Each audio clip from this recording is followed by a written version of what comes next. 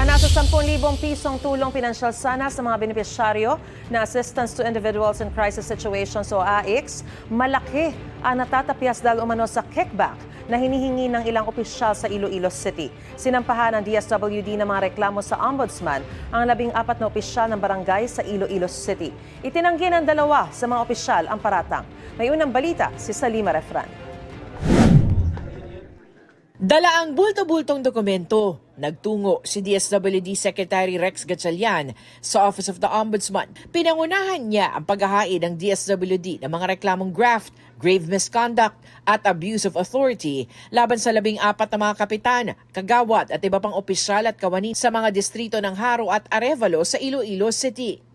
Ang AICS kasi o ang Assistance to Individuals in Crisis Situations, kinukurakot umano. Pagkatapos ng payout, pag uwi ng mga benepisyaryo, kinuwers nila yung mga benepisyaryo na kunin yung porsyento nung payout. Sa 10,000 na ibinigay sa kanilang tulong pinansyal, pilit kunin yung 8,000 hanggang 9,000. Ang natitira na lang sa kanila halos 2,000 or 1,000.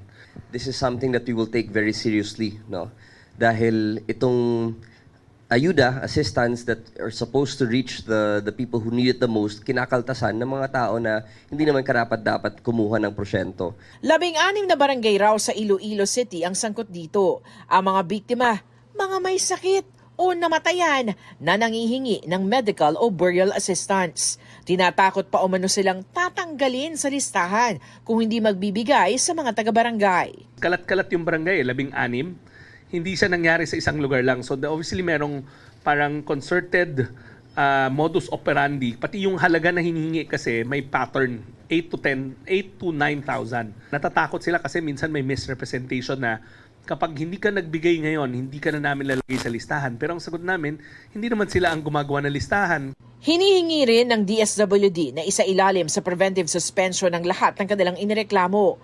Ayon sa isa sa mga inireklamo na si Kapitan Amadeo Sultan ng Barangay Simon Ledesma Haro, ginawa lang venue ng AICS payout ang gym ng barangay noong November 12. Ako na yung lugar, hindi kaya ako pumuluyo ang nag-payout. Limpyo konsensya ko, galing kay Guro mawian ko sa mga tao nga nakakilala sa akon. Sila dapat imbestigaran nila anay ako, antes ko nila husgaran. Nanindigan din si Barangay Quezon Arevalo Chairman Visamin Cañal na wala siyang kinalaman sa pangangalta sa payout. One kay DSWD, o napis DSWD ng release ng kwarta. Ang recipient ang nagbatang kwarta. Anong ako na? Ising ko ko na. Involvement sa ilang inaligar nga muna. Sinusubukan pa ng GMA Integrated News na makuha ang panig ng iba pang inireklamo. Daraan muna sa evaluation ng Ombudsman ng reklamo bago sumailalim sa administrative adjudication. Ang DSWD maghahain pa raw ng dagdag ng mga reklamong kriminal.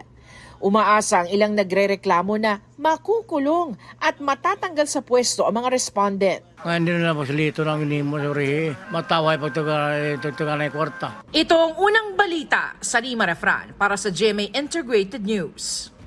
Gusto mo bang mauna sa mga balita?